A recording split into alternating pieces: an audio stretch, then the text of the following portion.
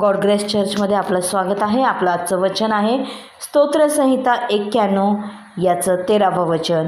तू सिंह व नाग यांच्यावर पाय देऊन चालशील, तरुण सिंह व अजगर यांना तुडवीत चालशील। आमेन। परमेश्वराचं वचन सांगतं की तू सिंह व नाग यांच्यावर पाय देऊन चालशील आणि तरुण सिंह व अजगर यांना तुडवीत चालशील। आता आपल्याला माहिती आहे की सिंह आणि नाग हे दोन्ही खतरनाक आहेत। सिंह माणसाला खातो आणि नाग जो आहे तो माणसाला डसतो आणि त्याच्या विषामुळे मनुष्याचा मृत्यू होतो। मग हे वचन वाचून जर एखादा म्हटला की मी बायबलमध्ये असं लिहिलेलं आहे तर मी असं करून बघतो, मी सिंहावरती पाय देऊन बघतो किंवा मी नागाला डवचून बघतो, तो मला काय करतो। जर आपण असं केलं तर निश्चितच तो सिंह आपल्याला प्रतिवार करणार, तो नाग आपल्याला प्रतिवार करणार आणि आपला मृत्यू होणार। आपण बायबल वाचताना आपण बायबलमधला हेतू समजून घेतला पाहिजे की हे वचन कुठल्या गोष्टीसाठी लिहिलेलं आहे, परमेश्वराला त्या वचनातून आपल्याला काय बोलायचं आहे। जर आपण बघितलं तर सिंह आणि नाग जी आहे ती सैतानाला दिलेली उपमा आहे आणि सिंह एक बलशाली प्राणी आहे।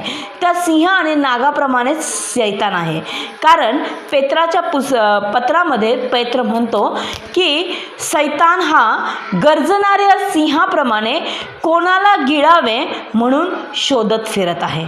म्हणजेच तो एखाद्या सिंहाप्रमाणे की कोणाला मी पकडू, कोणाला मी फाडून खाऊ आणि कोणाला मी परमेश्वरापासून दूर घेऊन जाऊ, त्याप्रमाणे तो शोधत आहे की त्याला मी माझ्यासोबत नरकामध्ये घेऊन जाऊ। बायबलमध्ये जसं येशूसाठी सिंह ही उपमा वापरलेली गेली आहे, त्याला आपण यहुदाचा बब्बर शेर म्हणतो, सिंह म्हणतो, कारण तो विजयी आहे, तो राजा आहे। आणि सैतानाला देखील सिंहाची, गर्जणाऱ्या सिंहाची पेत्राने उपमा दिलेली आहे। का? कारण आपण बघतो जो गर्जणारा सिंह असतो त्याला सगळे घाबरतात, प्राणी तर घाबरतात, पण गर्जणारा सिंह जर समोरून आला तर त्याला मनुष्यसुद्धा घाबरतो। त्याच्यासमोर उभा राहण्याची कोणाची हिंमत होत नाही, कारण तो गर्जना करत जेव्हा येतो तेव्हा हे निश्चित असतं की तो कुठल्या तरी प्राण्याला पकडणार, कुठल्या तरी माणसाला पकडणार, त्याला फाडून टाकणार, त्याला खाऊन टाकणार। मग वचन सांगतं की तुम्ही सिंह व नाग यांच्यावर पाय देऊन चालाल, तरुण सिंह व अजगर यास तुडवीत चालेल। हे जर आपण भौतिकदृष्ट्या बघितलं किंवा जर शारीरिकदृष्ट्या बघितलं तर हे अशक्य आहे, परंतु आध्यात्मिकदृष्ट्या जर त्याचा आपण अर्थ काढला की परमेश्वराला आपल्याला म्हणायचं आहे की जो सैतान आहे त्याला मी तुझ्या पायाखाली दिलेला आहे, त्याला तू तुडवत चालशील, तू त्याच्यावर विजय मिळवशील। मग हा सैतान कुठल्या रूपात येतो? सैतान म्हणजे असं थोडी की सैतान आपल्यासमोर प्रत्यक्ष येणार आणि आपण उभा राहणार आणि आपण त्याला तुडवणार, नाही।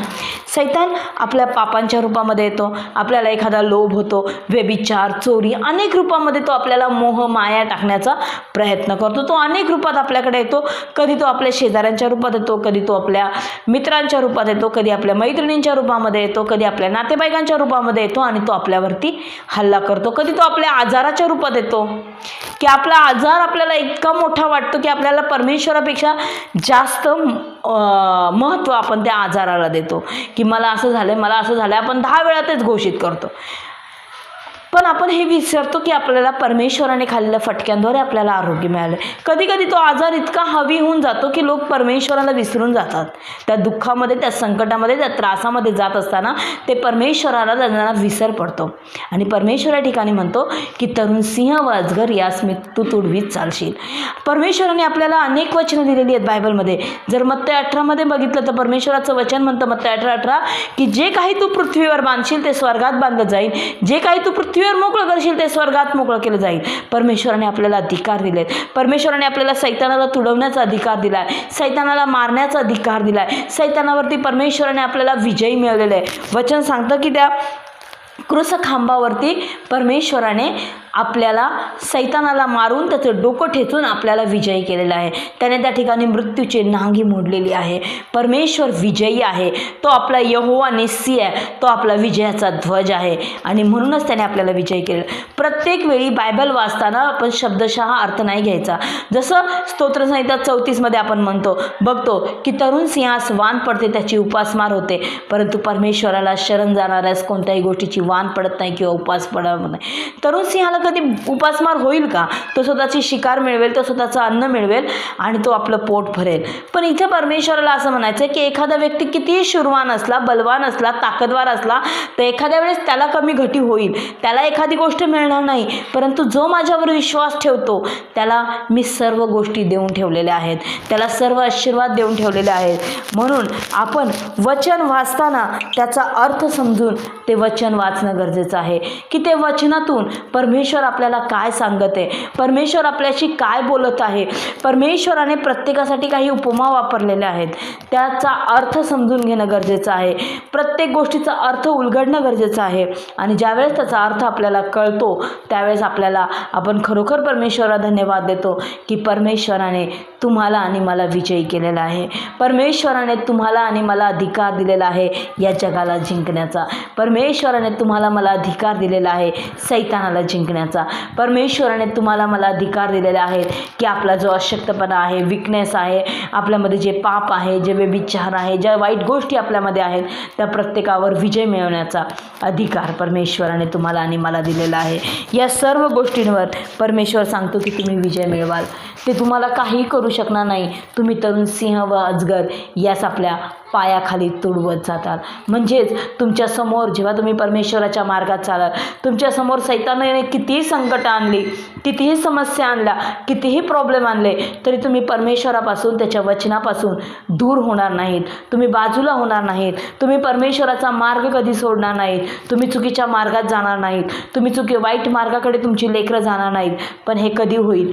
जेव्हा तुम्ही परमेश्वराच्या छत्रछायेखाली येताल, जेव्हा तुम्ही बायबल वाचताल, जेव्हा तुम्ही प्रार्थना कराल, जेव्हा तुम्ही आराधना कराल, तेव्हाच होईल. कारण तुम्हाला आपल्या स्वतःवरती जरुरी नाही की तुम्ही प्रत्येक वेळेस सैतानाला अधिक महत्त्व दिलं पाहिजे. कधी कधी देवसुद्धा तुम्हाला पारखत असतो, तुमची परीक्षा घेत असतो, तुमच्या जीवनामध्ये संकट आणत असतो.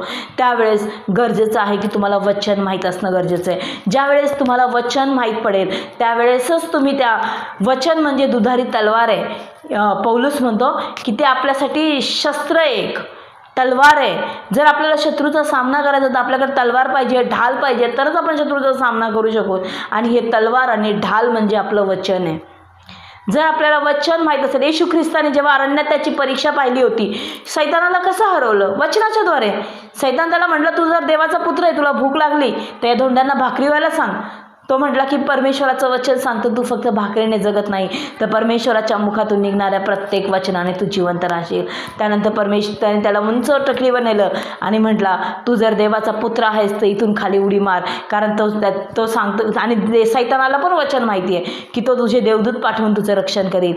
तर येशू ख्रिस्त त्याला म्हणतो की शास्त्रात असं लिहिलं आहे की तू आपला देव परमेश्वर याची परीक्षा पाहू नको. म्हणतो त्याला एकदम उंच नेतो आणि म्हणतो, तू मला नमन कर, या जगातल्या सगळ्या गोष्टी माझ्या आहेत. तो काय म्हणतो? या जगातल्या सगळ्या गोष्टी माझ्या आहेत. जसं ह्या देवाला त्याच्यावर अधिकार आहे तसं सैतानाला देखील आहे. सैतान देखील माणसांना श्रीमंत करतो, सैतान देखील माणसांना आरोग्य देतो. आणि म्हणूनच आपण बघतो की कित्येक मंदिर, मस्जिद, दर्गेमध्ये चमत्कार घडतात, लोक बरे होतात. कसे होतात? सैताना थ्रू केले जातात. पण त्यांना शांती नसते, त्यात आशीर्वाद नसतो. आणि वचन सांगतं की या गोष्टींवर सैतानाचा सुद्धा अधिकार आहे. आणि मग सैतान त्याला म्हणतो, तू मला नमन कर, या सगळ्या गोष्टी मी तुला देईन. तो म्हणतो, माझ्यासमोरून चालता हो, कारण वचनामध्ये असं लिहिलेलं आहे की तू केवळ आपला देव परमेश्वर यासच नमन कर आणि त्याची उपासना कर. आपल्याला जर वचन माहीत असेल तरच आपण सैतानाला उत्तर देऊ शकू. हे तरुण सिंह व अजगर यांना जर आपल्याला तुडवत जायचं असेल तर आपल्याला वचन माहीत असणं गरजेचं आहे. ते वचन आपल्याला क्लेम करणं गरजेचं आहे. ते वचन आपल्याला आपल्यावर घोषित करणं गरजेचं आहे. ज्यावेळेस आपल्या किचनमध्ये जातो, आपल्याला म्हणणं गरजेचं आहे की परमेश्वर माझा मेंढपाळ आहे, मला काही उणे पडणार नाही, कारण परमेश्वराने आपल्याला वचन दिलं आहे. जेव्हा आपण आपल्या बिछाण्यावर जातो तेव्हा आपल्याला वचन क्लेम करणं गरजेचं आहे की माझा बिछाना मला शांती देईल, कारण ते वचन इयोबमध्ये परमेश्वराने तुम्हाला आणि मला दिलेलं आहे. इयोब 7 परमेश्वराने तुम्हाला आणि मला वचनं प्रत्येक प्रसंगासाठी दिलेलं आहे. 365 दिवसासाठी परमेश्वराने आपल्याला वचन दिलेलं आहे की घाबरू नको, मी तुझ्याबरोबर आहे. जर आपण बायबल वाचलं, प्रार्थना केली तरच आपल्याला वचन कळेल. आपण प्रार्थनेमध्ये बसलो, संगतीमध्ये गेलो, आपण चर्चमध्ये आलो तरच आपल्याला वचन कळेल की तरच आपण आपल्या जीवनामध्ये वचन क्लेम आणि घोषित करू शकेल. आणि आपल्याला जर वचन माहीत असेल तर आपण आपल्या जीवनामध्ये तरुण सिंह आणि अजगर यांना तुडवत चालू. आपल्या जीवनामध्ये आपण विजयी होऊ, कारण आपला परमेश्वर विजयी आहे, आपला बाप विजयी आहे, आपला राजा विजयी आहे आणि आपण त्याची प्रजा आहोत, त्याची लेकरं आहोत. म्हणून तो तुम्हाला आणि मला देखील विजय देते. वाचलेल्या वचनाद्वारे परमेश्वर आपणा सर्वांना ब्लेस करो, आशीर्वादित करो.